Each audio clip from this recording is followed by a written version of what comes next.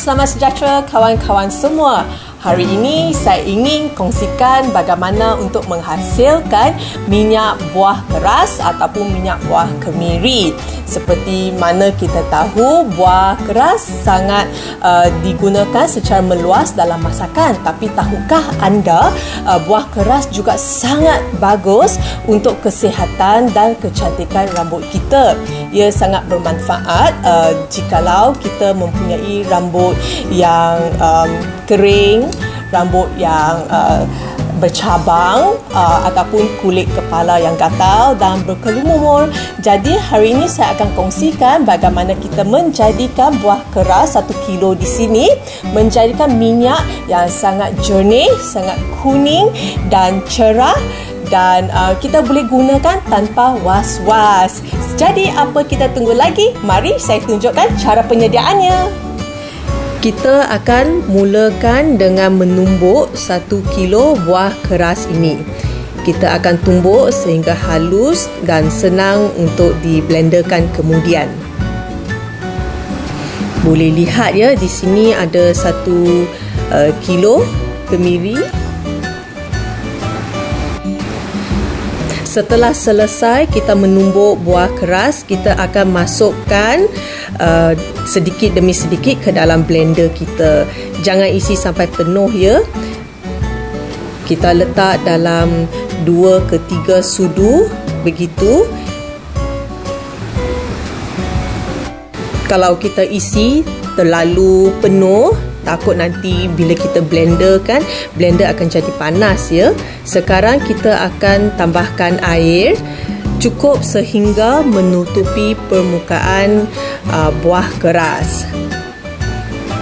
Dan kita akan tutupkan, pastikan tutup ketat ya, dan kita akan blendkan.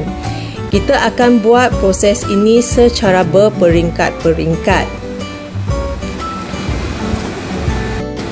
Bila kita blendkan, pastikan kita blend sehalus yang boleh. Dan lepas kita blend, kita akan tuangkan ke dalam kuali. Dan kita akan ulangi proses ini sehingga habis semua buah keras kita. Dan akhir sekali, masukkan sedikit air dan goncangkan ke dalam blender dan pastikan selepas proses ini kita bancuhkan dengan air untuk mengeluarkan sisa baki buah keras. Dan boleh lihat ya, sukatannya agak penuh kuali kita dan kita gaulkan rata. Okey, boleh lihat ya, cantik ya adunan kita, dia tak terlalu pekat, tak terlalu cair. Dan selepas ini kita akan rendamkan bancuhan ini selama 24 jam di tempat yang teduh, dingin dan bebas matahari. Proses rendaman ini sangat-sangat penting kerana ia akan melembutkan buah keras yang telah kita blendkan di awal tadi, dan proses ini juga membantu mengeluarkan minyak dari buah keras bila kita memasaknya kemudian. Proses rendaman ini perlu dilakukan selama 24 jam dan jangan lebih dari itu kerana ia akan menghasilkan bau yang agak kurang menyenangkan. Jadi kita rendam selama 24 jam. Beginilah rupanya buah keras bersama hampasnya setelah direndam selama semalaman, dan sekarang kita akan rebusnya selama 30 minit bersama hampasnya.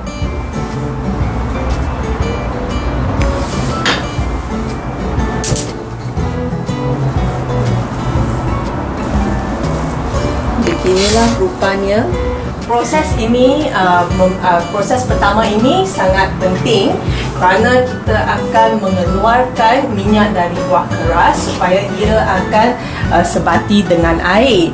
Proses ini bila kita rebus kita masak selama 30 minit, kita masak pada api yang kecil ataupun sederhana, dan kita kena sentiasa gaulkan adunan ini supaya ia tidak hangus di bawah kuali kita, dan ia akan menghasilkan minyak yang sangat cantik, kuning dan jernih ya.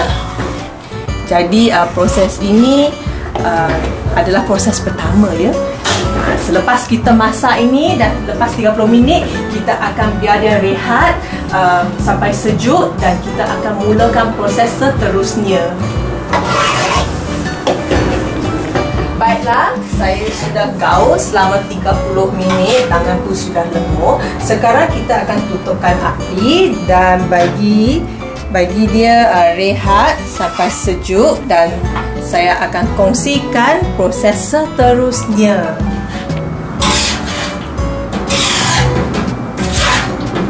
Langkah berikutnya, kita akan memerahkan keluar air dari hampas buah keras ni.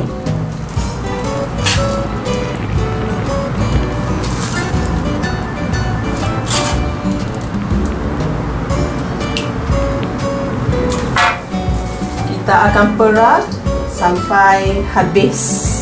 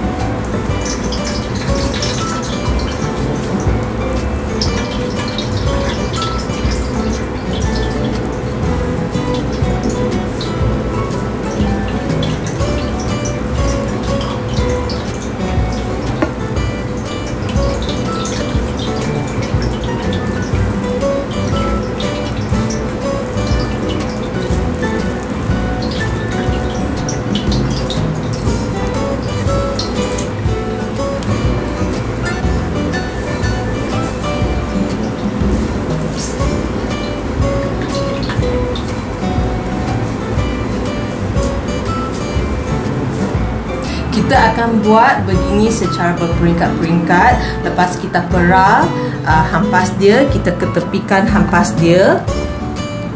Dan nanti kita boleh juga ambil hampas ni dan kita boleh tekan untuk keluarkan sisa baki air yang ada, kalau ada lah. Beginilah hasil air yang telah ditapis. Boleh nampak permukaannya ada sedikit kekuningan sebab ia ada campuran air dengan minyak. Sekarang kita akan masak air ini. Kita akan masak balik air ini.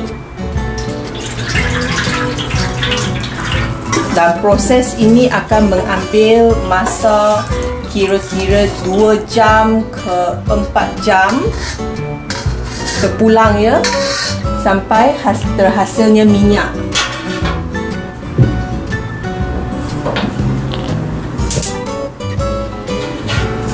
Kita akan masak pada api yang kecil supaya minyak ini dia tidak terbakar ya. Dan kita mesti selalu gaulkan, sentiasa kita gaulkan supaya dia tidak lekat di bawah kuali dan tidak hangus ya. Proses ini mengambil masa yang begitu lama adalah kerana kita ingin memasak sehingga airnya kering dan hanya tinggal minyaknya sahaja.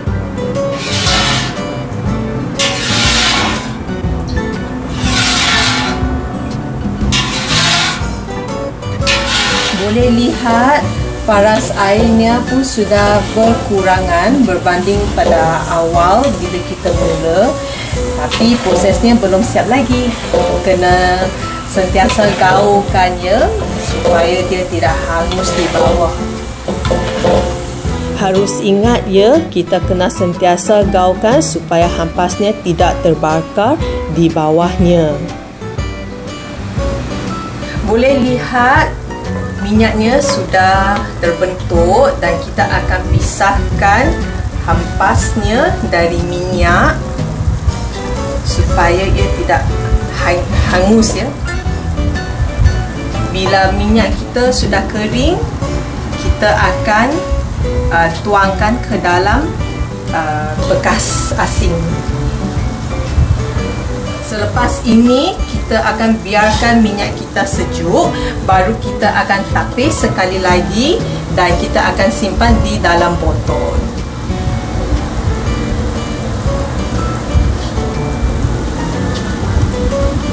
Di sini minyaknya sudah sejuk dan kita akan tapis sekali lagi ke dalam bekas ini yang sudah disediakan pinggan di bawah. Mana tahu nanti minyak tu akan tertumpah kan, tak akan kotorkan persekitaran kita.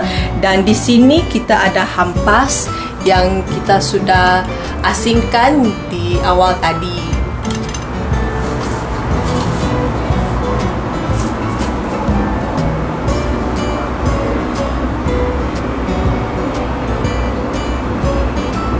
Boleh lihat ya, minyaknya sangat cantik, kuning dan jernih.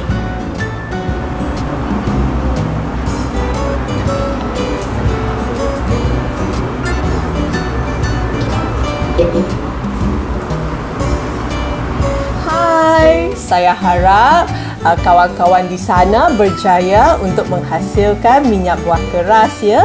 Anda boleh lihat di sini, beginilah hasil dari 1 kilo buah keras. Boleh lihat ya, cantik tak minyak kita? Sangat kuning, sangat jernih dan tulen ya. Baiklah, beginilah perkongsian dari saya, Amon Jamu. Saya harap perkongsian kali ini bermanfaat untuk anda di luar sana. Jika anda suka dengan perkongsian hari ini, silalah like dan share dan jangan lupa untuk subscribe saluran kita ya. Sehingga kita berjumpa lagi. Bye.